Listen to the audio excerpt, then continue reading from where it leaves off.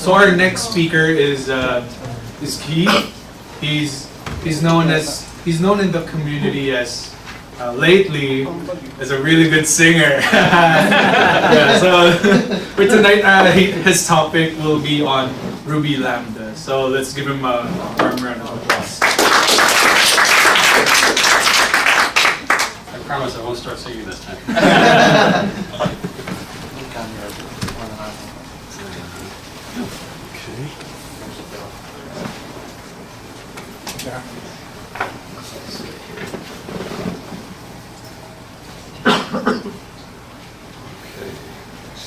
This is mirrored. Well, this is mirrored, which might be a challenge.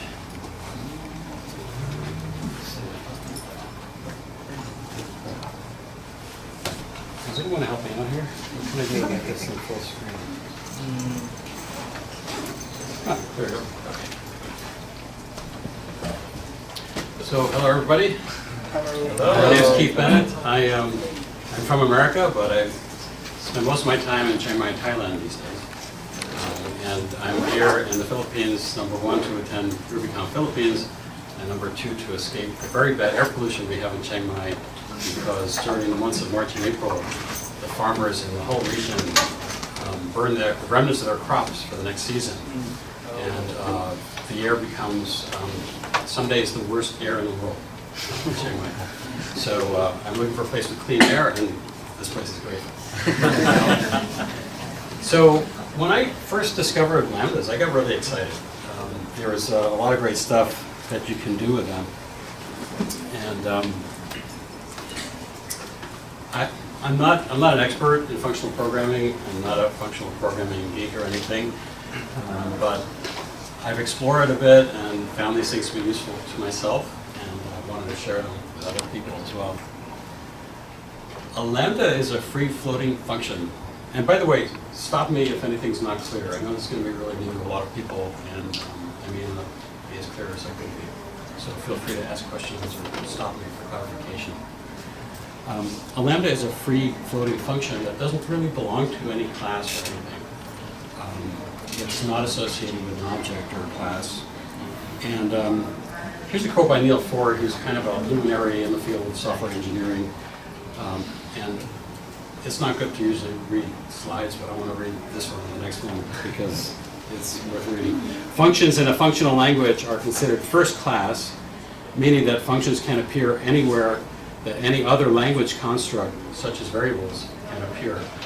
Meaning as a return value of a method, or a parameter of a method, or in a local variable, or an instance variable.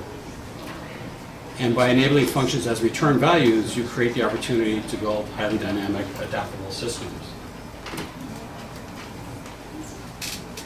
Some people might be resistant to using lambdas in Ruby. Ruby is really an object-oriented language, and we should be using objects for everything, but I don't see it as an either-or thing. I think functional programming can complement object-oriented programming so that we can get the best of both worlds. I don't know about you, but when I first started studying Ruby and I encountered code blocks, they were very confusing to me. I saw the syntax and I thought, what is that doing? What is that brackets? What do the brackets mean here? And so, do you remember when that happened to you? Yes. And you persevered and you mastered them, right? I know you did. Was it worth it? Yes. Okay. We're going to do about this. You can just drag the mouse up. Oh, to scroll it? Okay. Click the green circle, and I'll throw them. Yeah, I should know that, right? Okay, it's tiny on the screen. Huh. Okay, well, oh, wait a minute, I'm not a full screen mode. Oh, yeah. That's right. So lambdas are the next step in that progression. Code blocks were kind of a block to us. We had to struggle to master them. And lambdas also will probably be confusing at first, but once you get the hang of it, they'll become very useful. And I think you'll be glad that you've learned them, unless you've already learned them. Many Rubyists will say that's not idiomatic Ruby, and it's very important to write idiomatic Ruby so other Rubbyists will understand your code. My position is that the benefits of using lambdas are so compelling that we shouldn't be thinking of idiomatic code as the highest priority. And here are some reasons why we should care and why we can use lambdas even though they're not idiomatic. In general, one of the basic principles in our work is we want to minimize complexity. We want to maximize functionality, but we want to do that with the least amount of complexity possible, right? That can be expressed as a ratio, functionality over complexity. We want to maximize that ratio.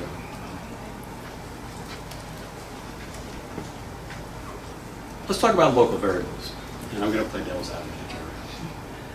When we define variables in Ruby, we define all of them as instance or class variables. Limiting their scope by declaring them local has no value to us, right? Of course not, right? Local variables are very useful to us. Limiting the scope as narrowly as possible improves the simplicity, the reliability, the robustness of our programs. And yet, we do exactly that with methods, with behavior. We don't have local methods. They're all in the scope of a larger thing like a class or a module. Why don't we have methods whose scope is enclosed in another method?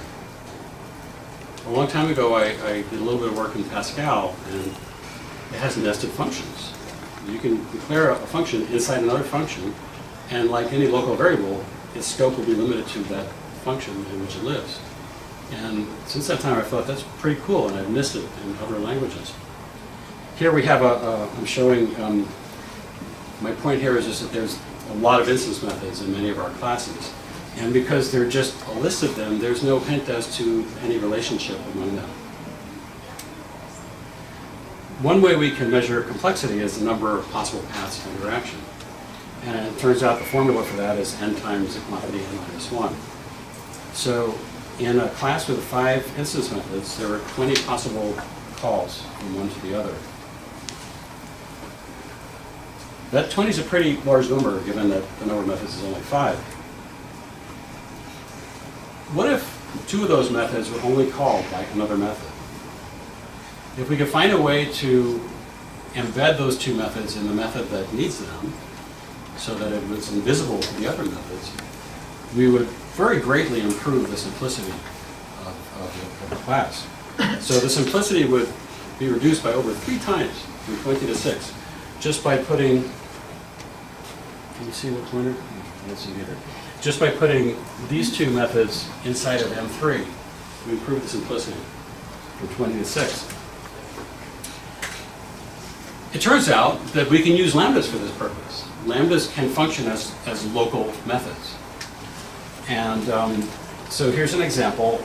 There's an outer method called integrated result. And we're declaring 3 lambdas that are used inside this function, inside this method. And the very last line is just calling all of them, put them all together, tie it all together. Now, of course, I mean, the third one is probably not necessary. It's probably overkill. But my point there is that you can do this. You can organize your code into subfunctions and use lambdas for that. And depending on the quality of your name for those lambdas, the names of the variables to which you assign those lambdas, you can make your code a lot more readable. We have some kind of mental block against doing this in programming, but it can be really helpful.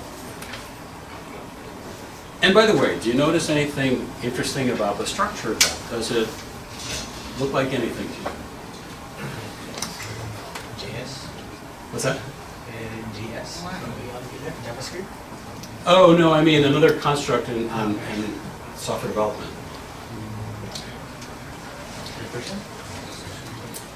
Well, what other construct do we have that contains named functions that can call each other and that can be called classes?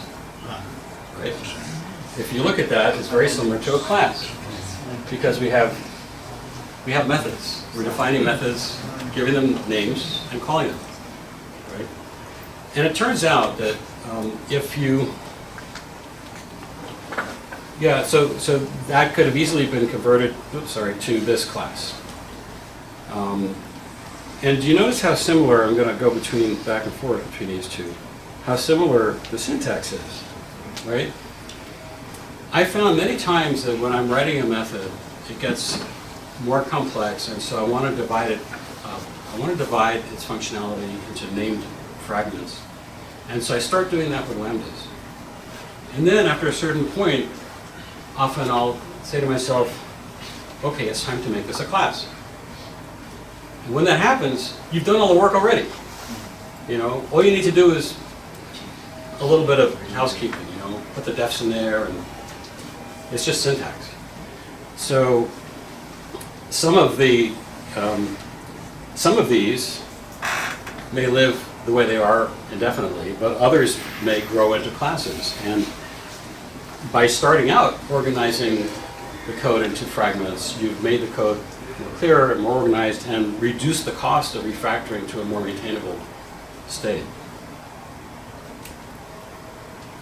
Also with threads, lambdas can be very helpful in starting threads, only because you have thread.new class, thread.new call, which takes a block of code, and rather than having long declarations of the thread block, especially if there's more than one of them, it's just more organized to make named lambdas for them often. Before Ruby 1.9, this is the only way to declare a lambda. And like code blocks, you can choose between the curly braces and the do end. Starting with 1.9, there is this new syntax called the stabby lambda, where we're using an arrow. And it's more, I like it because it's more picture-like, and it's easier to spot in the code. In the first way, we declare variables to the lambda as if it were a code block. In the second way, they're declared as if it were a method.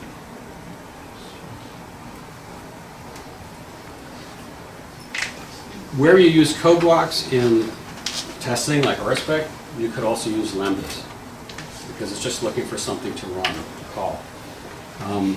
This example doesn't really make too much sense, but imagine that instead of that expression, 1 divided by 0, there was another lambda that was defined somewhere else in the program. So it's just another way of expressing behavior that might be convenient in some situations. Obviously, lambdas are assignable. We can assign a lambda to a variable. So here we have a lambda that takes a name as a parameter and returns a string using that parameter. And we can then call it. And there are several ways to call it. We can call it with the call method. And we can also call it with square brackets, which really confused me at first. I thought, why is that possible? What possible reason could there be? It seems more confusing than anything else. I still believe that. But I did find one case where it was appropriate, and I'll show you later. And after starting with 1.9, you can just omit the call and just say dot parentheses. And by the way, this works on any object that has a call method. It doesn't have to be a lambda. If you write your custom class and define a call method in there, you can then call it, saying instance.parens, pass the variables. And this is great. This is kind of like the duck typing of Ruby on steroids, where it can be a lambda, it can be a class, it can be an object, it can be anything with a call method. So it's kind of a consistent interface, which gives you a lot of freedom in implementing things. If something's expecting something that they can call on, you can provide them a lambda or an object or a class. And these all produce the same result, obviously. Lambdas are closures, which means that inside the lambda, they have access to the environment in which they were defined, such as local variables. So here's an example where we declare a local variable and assign it to value 15. And in the next line, we define a lambda and then immediately call it. And we get the result 15, proving that it was accessible inside the Lambda.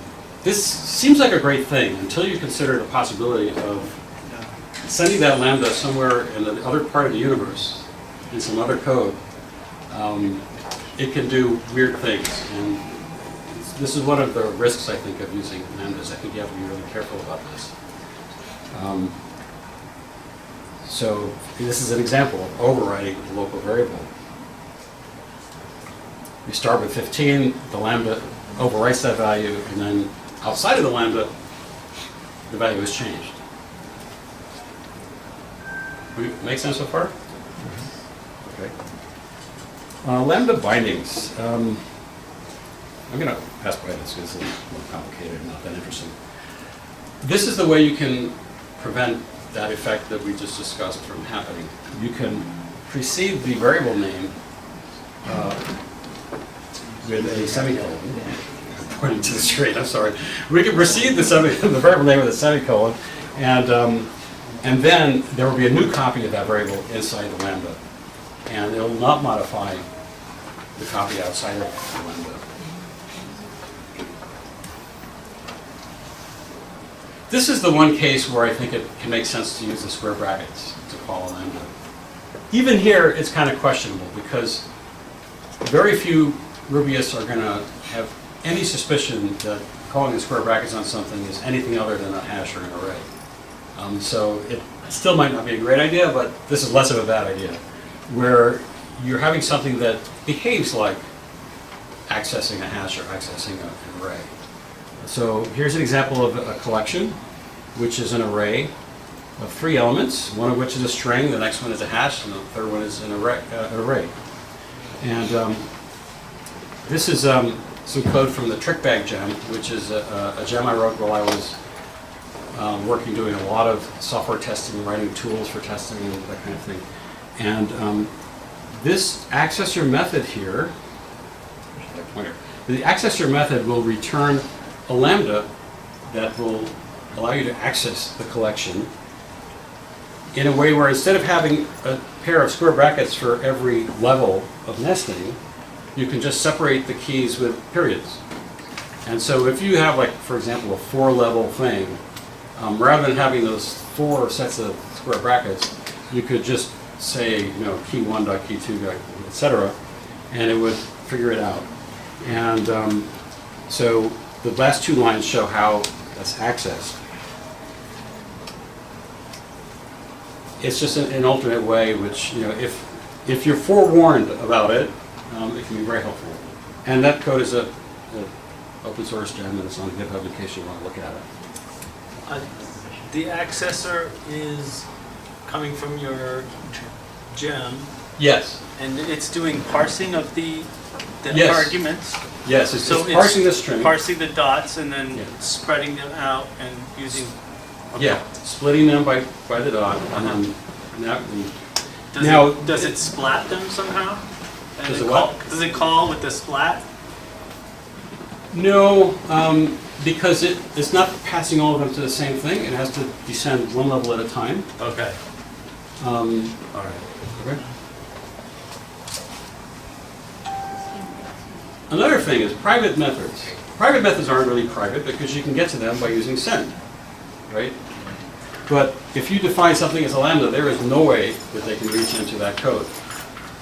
I'm not sure why you'd want to hide something like that, but you know, maybe you don't trust your developers not to use undocumented stuff. You know, maybe you have developers that are saying, I think back, you know, when PCs first started, this was rampant. You know, because of performance problems, and they were very slow.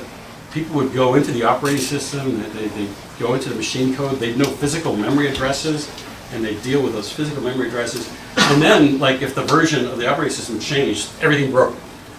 So, I don't know if the analogy is appropriate, but anyway, this is a way to hide your code, is making Lambdas inside the functions.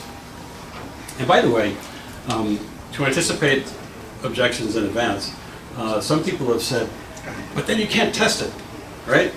Because you can't access it, so you can't test it. But the thing is, if you really only care about the outer behavior anyway, it doesn't matter. because you can test the behavior of the method that contains the lambdas. Self-invoking anonymous functions, which is a fancy name for just calling the lambda after you defined it, which we saw before. We were defining it and then we were saying dot parens to call it. Although we usually assign them to a variable or pass them to another method, we can call them directly. And here's an example of creating a lambda and then calling it directly.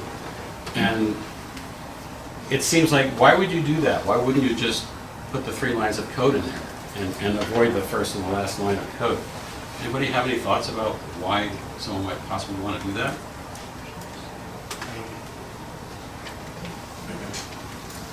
Well, what about the scope of the local variables? Here, they don't survive the end of the lambda, right? So they don't bleed out into the outer scope. So this is a way to do something in a self-contained package which doesn't affect the world around it. And CoffeeScript uses this. I've seen that a lot in CoffeeScript. Lambdas are also good as event handlers. Really, anywhere you have a uniform interface of a method signature that's always going to be the same, but is replaceable, is configurable, lambdas can be helpful. So let's say an event handler is just anything that receives an event as its parameter and then reacts to it in some way or doesn't react at all. Then this event handler at the top 3 lines, you can see what that does. And then we add it to something that takes event handlers. And then it will call it at the appropriate time.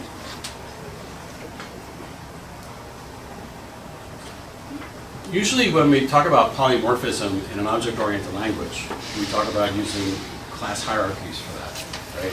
A classic example is class animal, maybe it has a virtual method called vocalize, and you have a dog which outputs bark and a ruff and a cat that outputs meow, and that's how you implement the varying behaviors. You define a common superclass and then subclasses to specialize the behavior. And that's okay, but very often it's overkill and very unnecessarily verbose. Here's an example.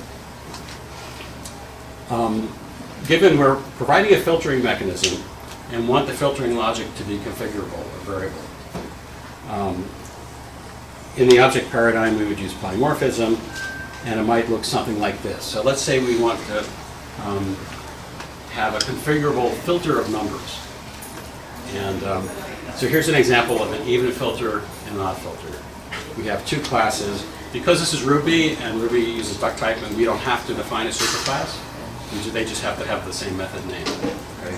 So we have the filter method, and it takes a number, and it returns true or false.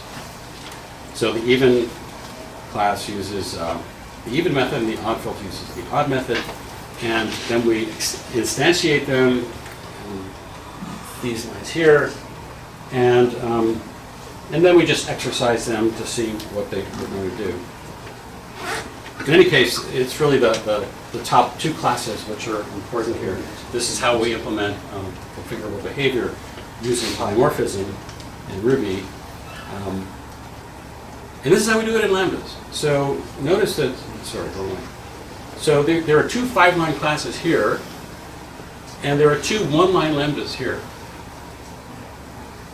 We don't need duck typing because they're both lambdas, and so they both respond to the call method. That's what lambdas do. And so they both take a number as a parameter and return true or false. The behavior is exactly the same as the class approach at runtime. I mean, the result is exactly the same. But look at how much ceremony we can avoid having to create to get there, right? Another thing is, often we want to create methods that do similar things, but slightly differently. So using lambdas, we can deal with that. Let's say we have a double order lambda that takes a number and then returns 2 times that number, and a triple order lambda and a quadruple order lambda. Almost everything except the multiplier is identical in those lambdas, right? So can we abstract that in such a way that that behavior is defined in only one place? Yes. We can write a lambda or a method that returns a lambda. We pass it the multiplier and it returns as something we can call to get the result. So this fn multiply by, for now you can pretend that this is a method because this part doesn't really matter. The part that matters is the return value, which is the second line. It's returning a lambda that, when called with a number, multiplies it by the number that you called the outer method with. So it's a behavior that's returning a behavior. And so this is how we call it. The triplet equals fn multiplied by. And it returns us a lambda, the triple number. And then we can call it. Does that make sense? Okay.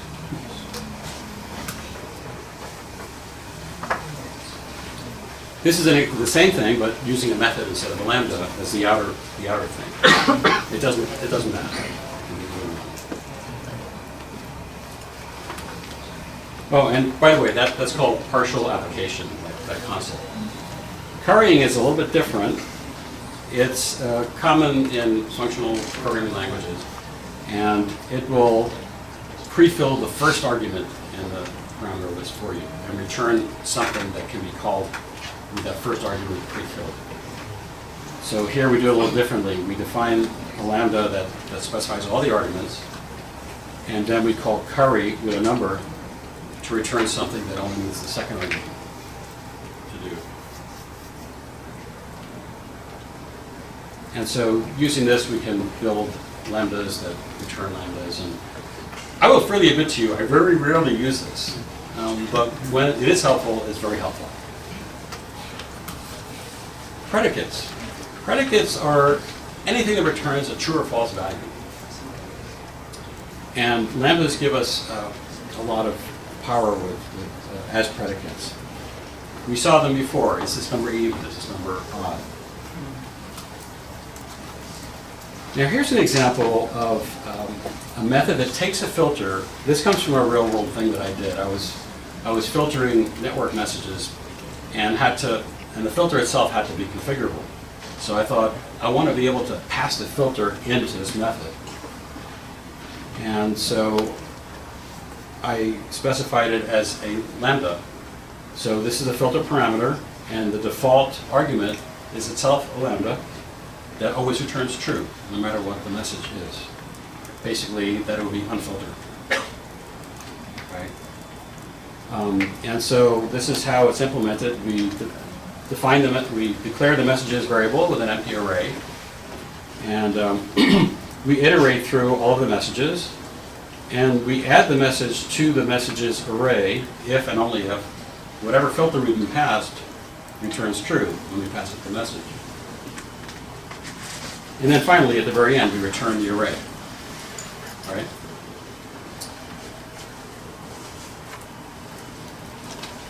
Idiomatic Ruby would be to use code blocks for this. But let's take a look at what the code would look like if we use code blocks. First of all, in the signature, there would be no indication that the code block is being passed in, which is true of any method that takes code blocks. But that if statement that's highlighted in blue, that is what you would need to do to get the code block to do its filtering. Now I ask you, which do you think is more clear? If filter.message or this? What's that? Yeah, but certainly my opinion. I mean, it has the word filter in it, it shows the parameter this is being passed to it, and this is just so much more cryptic. So we always want code that's as self-documenting as possible, so it requires as much effort as possible to understand it. And I think using those lambdas is helpful here. Another thing I found is that normally as programmers we often fuse unlike things together in the same code. Like, for example, plumbing and strategy. Loops and the behavior inside the loops. I had a case where I needed a buffered enumerable, something that would get a chunk of things at a time, but that I could call I just get one of the objects at a time. And I thought, I first started out assuming that I was going to just put it all in one part of code. But then I thought, what if I separate out the plumbing of the buffering from the thing that I'm doing to the data? So much so that I don't even have to care what data it is. The code is totally separate. So I wrote this buffered enumerable class. It's in the TrickBag gem. And it doesn't know anything about the data it's dealing with. It just knows how to buffer it, the cache, and to feed the objects as you ask for them. And it receives, when you create it, it receives as parameters whatever code it needs to know to get the values into the buffer. And optionally, you can pass it something to occur, I believe, when the buffer is exhausted. And I use that in testing and in like outputting messages every n records and that kind of thing. So try to be radical about, like, if you see something and you suspect that there is more than one thing going on here, there is more than one level, or there's more than one dimension, try separating them out. It'll probably be a little bit more effort in the beginning, but it'll really be worth it. Because then, you know, when you're testing it, you're not dealing with this monolith. You're dealing with just a very narrow piece of code. So here's a line from that class. It's a class method that takes the lambdas, the chunk size, the fetcher, that's the lambda that's used to fetch the values into the buffer, the fetch notifier, which is just an optional thing that you can use to notify you when it's fetching, and it passes you some information, so you can put it in a log or whatever. And it defaults to nil, and so the code checks for nil before it runs the fetch notifier. We talked about lambdas as nested functions before. This is one of the most common applications of that, in my experience, is when you need to format a string similarly for more than one instance. Rather than repeating it or just maybe isolating out the format variable, I like having like a method that I just pass an object into it and it'll return the string. So here's the format lambda highlighted in blue, which does the formatting. Because this is for output for humans to read. You know, we have a caption and then a value. And so tracking that out, again, we're separating two different things. We're separating some plumbing from the application of that plumbing. One way that lambdas are different from methods is that the parentheses are required.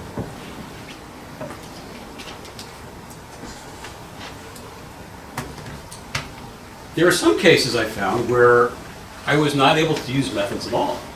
And one case was I was doing RSpec, and I was in a describe block, and I thought, I need to write a method for this because I'm going to be doing this thing several times.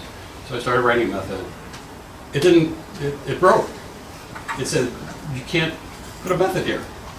So I thought, maybe a lambda would work. And so I put a lambda in there, and of course it worked. So this could be useful to you too at some point. Here's, so undefined. RSpec does some crazy magic, and things are not what they appear to be. And so this did not work.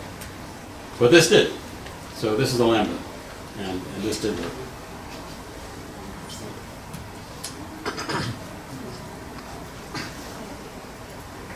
We could have moved the function outside of the method outside of the describe block, and that would have worked. But in my case, it was only going to be used inside that particular describe block. So I really wanted it to be local because I really believe in making it simple for myself. And lambdas let you do that, so why not use them?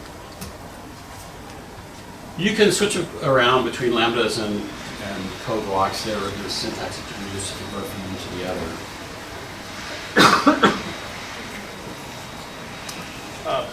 It's been a while since I had this fresh in my head, but what is the difference between a lambda and a proc?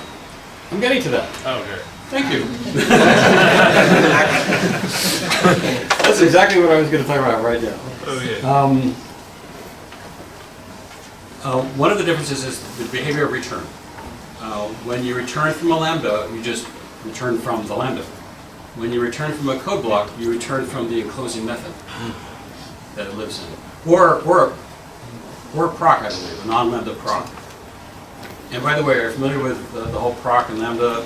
It's really confusing. There's a proc class, and they're uppercase P proc class.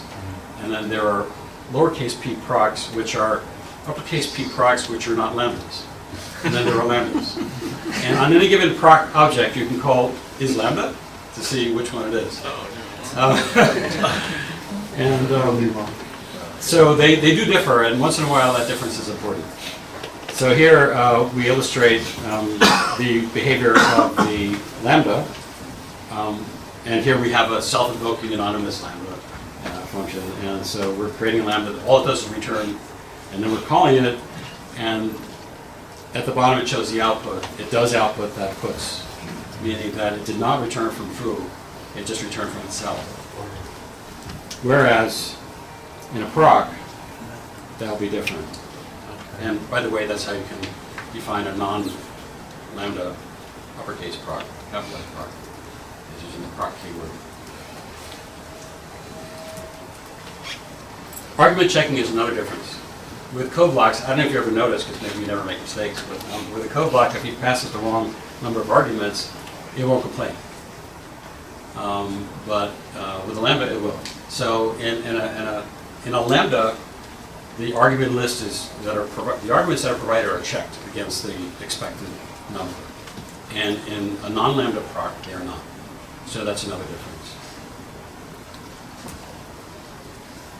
Another thing that surprised me is, when I first did a put self from inside a lambda, I was expecting to see proc or lambda or something, but it doesn't do that. It outputs the self of the thing in which it lives, which surprised me. And in IRB or pry, the thing in which it lives is this outer object whose name is main. So if you just go into IRB and say put self, it'll say main. So that's what that main means. This really surprised me. I was writing some code that dealt with creating and removing classes at runtime. A lot of times if we create a class in our test, we just kind of leave it there, but I thought, no, I want to be really clean about it, so I want to remove them too. So in order to define a class, you can use metaprogramming commands to do that, but I find them to be not as clear, and I'm more comfortable with the traditional class blah. And so I looked for a way to do that. I tried doing it in a regular method. And when you do that, it actually works. But wait a minute, no, I'm talking about methods now. I should be talking about classes. Classes cannot be defined here in the example. We see def create class C, and we get that error, class definition of method body. But below, if we do it in a lambda, it works. It's pretty strange, right? I was really surprised.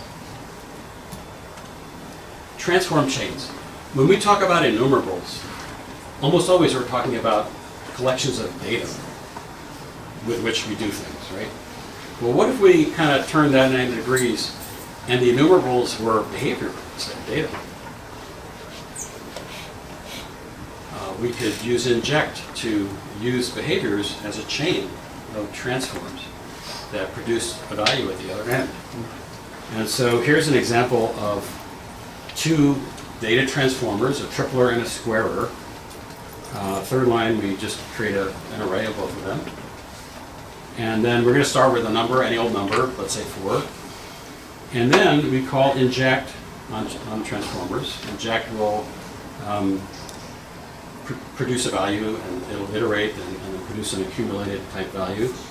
And we just call each of the elements, passing that value as a parameter. And so the answer is 144. I mention this because this is something that's really kind of unexpected, but you can use lambdas in this way as behaviors that you can put into collections and iterate over them. Any questions so far? Wow, that was fast. Do you want to see any code or anything, or any other questions? We're good? Okay, thank you.